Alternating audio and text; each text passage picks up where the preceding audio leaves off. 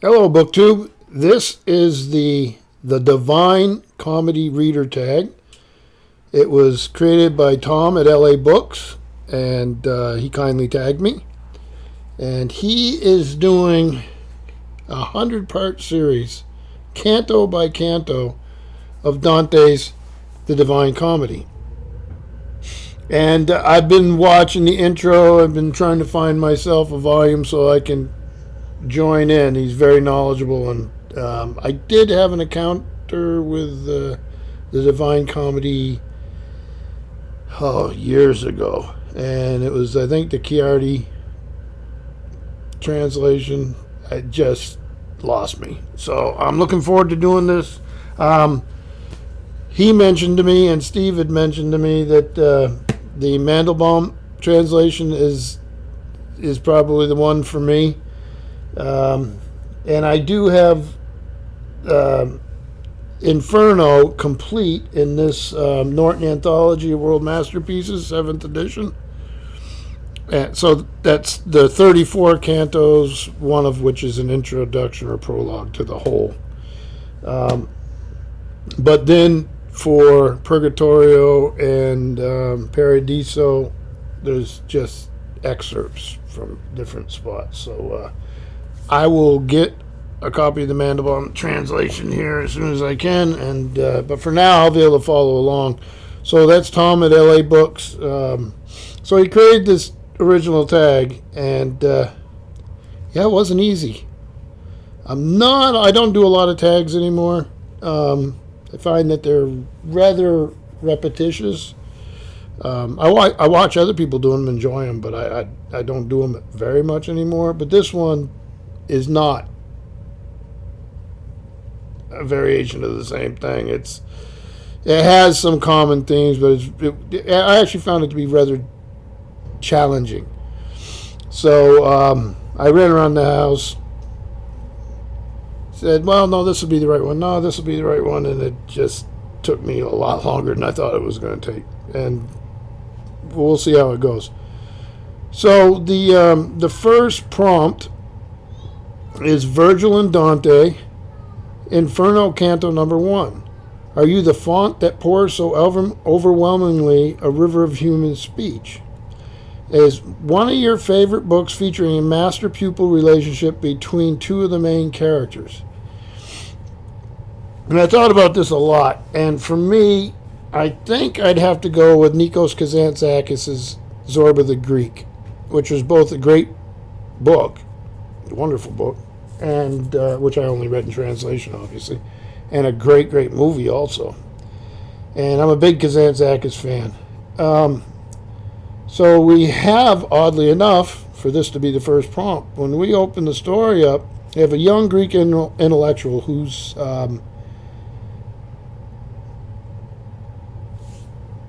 pretty much needs a break, I guess is the way you'd say it. And he's inherited a lignite mine in, I think it's in Crete, and he runs into a character, the title character, Zorba the Greek, while he's reading, while the narrator is reading or starting to read Dante's The Divine Comedy. And it's all about the zest for life and how this young intellectual learns that the world isn't just in his books, but the greater joys of life. And the movie had Alan Bates as the narrator character, Anthony Quinn as Zorba, and one of my favorite actresses, a great actress, Irene Papas, or Pappas, however you want to say it. So yeah, I would go with that, and the movie or the book. I just love them both, and I love the music from the movie. So that would be my. So basically, the narrator is learning from Zorba, the older man, about life and how to live it. So number 2 is the Psychedelic Eagle, Paradiso Canto VIII. In the sky I saw, distinctly shown in golden fire, the image of an eagle's head and neck. A book that fired up your visual imagination more than others. And this was hard. And there's been so many that do, but so many that don't. But For this, I just grabbed the first of these. I have all of them. These are the Science Fiction Book Club compendiums of the Elric saga by Michael Moorcock. And I'm thrilled to have all these, and I've read them many, many times. An albino, a wizard as much as a warrior. He is Elric, Emperor of Melniboné, cursed with a keen and cynical intelligence, schooled in the art of sorcery, the hero of Michael Moorcock's remarkable epic of conflict and adventure at the dawn of human history. So I love these. They're very visual to me. And I've read them many times and will read them again. So, yeah. Then we'll move on to the next one here. Count Ugolino, Inferno Canto, XXXIII. And then hunger had more power than even sorrow had over me. A book you read with such graphic and horrific descriptions that you will never forget them. And it's a book I'm reading right now. And it's Hyperion. I'm doing a read-along with Scott and Becky at the Bookish Bryants, Ian at B&B Books, and Sean D. Standfast. And the part I'm thinking of, and there's plenty of them in here, talk about a visual book also. But I'm thinking about so this is structured somewhat loosely on the Canterbury Tales. And the section I'm talking about is the priest's tale. And in the end, how the priest escapes his curse. Let's just put it that way. It was, pretty tough stuff. So they're all way ahead of me in the reading. I'm here. We started it, I think, a week ago, but I need to catch up with everybody. What am I on? I'm on the Scholar's Tale, I think. So, Hyperion. And then number 4, the Cinematic Archangel, Inferno Canto IX. I saw more than 1,000 souls of the ruin flee before one who strode across the Styx. So what book that's not been adapted for cinema would you make into a movie or TV series if you were a producer with unlimited financial means? Now, here I may be getting myself off track, because there may have been a series, TV series, or a movie. I didn't see anything, but I could have missed it. And there may be one that's not even in English, and I would love to see it anyway. But that's Arturo Perez Reverte, Captain Alaris. This is the first in a series of novels that he did. He's done a lot of things I really like. I love The Nautical Chart. It's one of my favorite novels of all time. And The Club du Mans, which was I think was made in the movie The Ninth Gate with Johnny Depp. But Captain Alaris, or Swashbuckling Tale. Oh, here's our author here. He's a former journalist, or he may still be a journalist for all I know. Let's see what it says here. And if these have been made into a TV show or movie, please let me know. He was a good sword, long, intimidating, and of the best Toledo steel. And when it was drawn or sheathed, it gave off a long metallic shh that would give you goose flesh.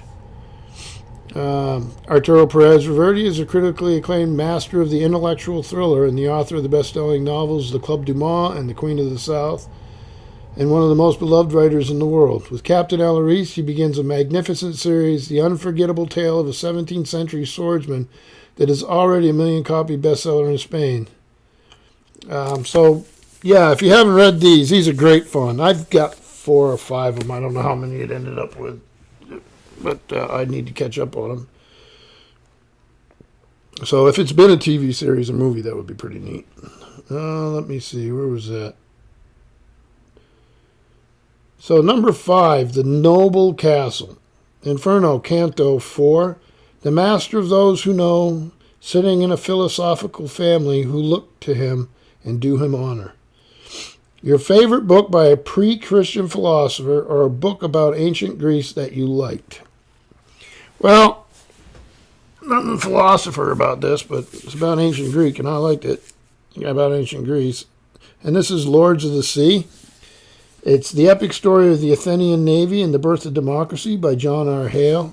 Absolutely love this book. And it's just what it says it is. And it goes into great detail. I think it's one of the best books on ancient Greece I've ever read. I don't remember if it had, drawings and stuff. This is Philo's Arsenal. There we go. Let's got the maps. So everything you want to know about the Athenian Navy, and it's a good book. Okay, what was that? Number 5. Number 6, Paolo e Francesca. Inferno Canto V. Love which absolves none who are loved from loving.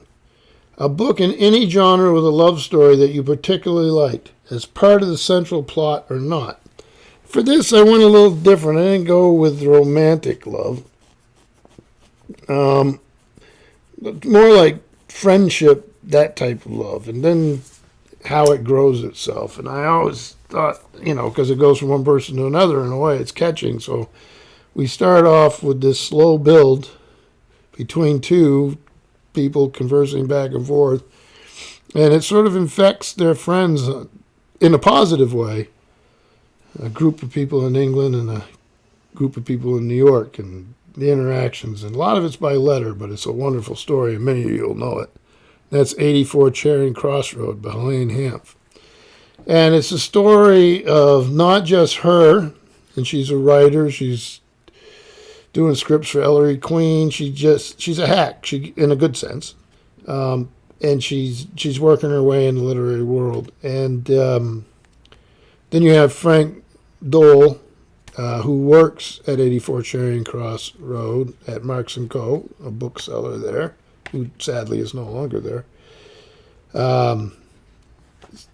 And their letters lead to a friendship. This is post-World War II, which is important. And then and you see people get drawn in. So she just wants to get books, and then it just turns into friendship. She's a caustic New Yorker. He's a very dignified Londoner, but down to earth. Very interesting fella. Great movie. Mel Brooks movie. It's got Anthony Hopkins and Frank Dole, and he's magnificent, and it just goes from there. All the characters who play in the movie are wonderful. James Judi Dench, Anne Bancroft.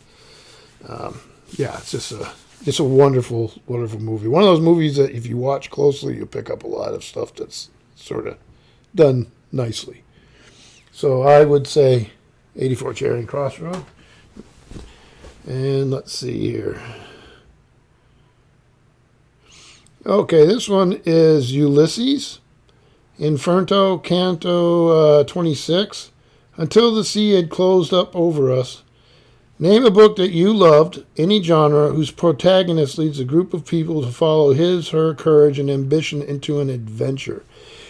And the sea closed over us is good for this one, because I got a couple examples. It's not one particular book, but it's the story itself. And for me, that's Shackleton and his voyage to the Antarctic and the disaster. And there he is right there. This is Alfred Lansing, and I love this volume. It's got some great...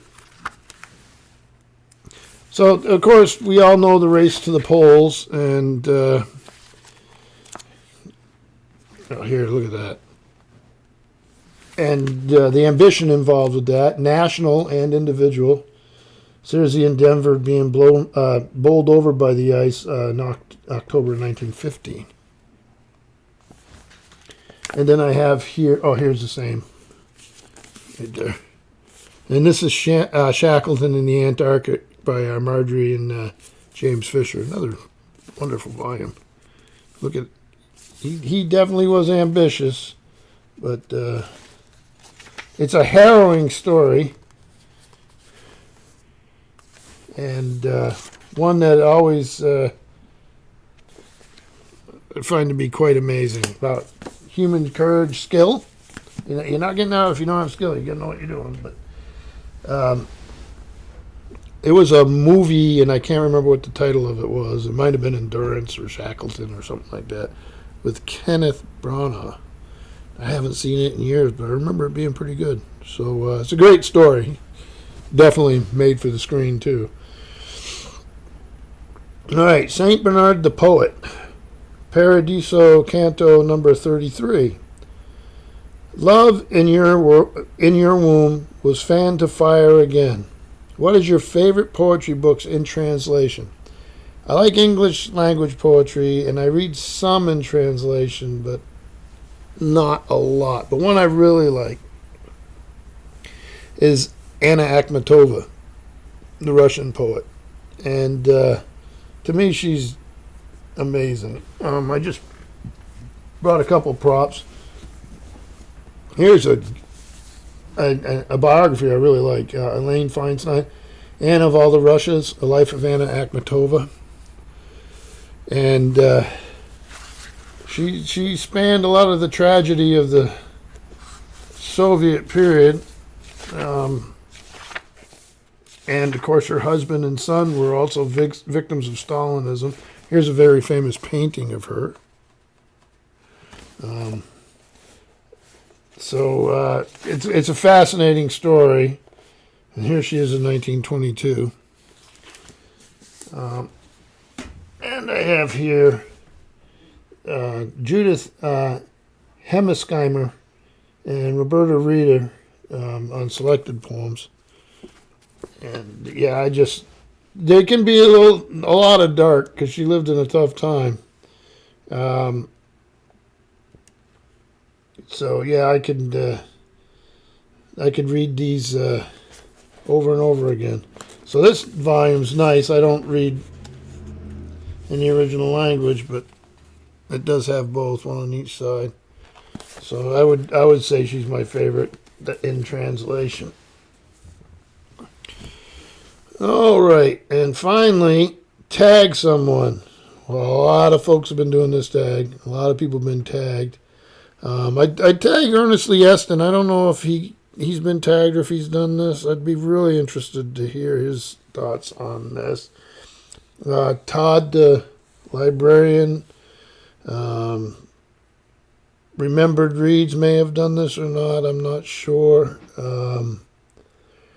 Jesus, so many people have been done, so I don't want to repeat anybody. But anyway, Tom L.A. Books got a wonderful project going, a really good channel. So I hope everybody gets over there. And so I don't know if the Bookish Bryants have done this. I'll throw this in. Ian at B&B Books, Sean D. Standfast. Yeah, the list just goes on. If people would love to hear do this or may have already done it. But great tag. Love doing it. Made me think. So getting ready for some football here. And yeah, we got snow falling. So thank you, BookTube.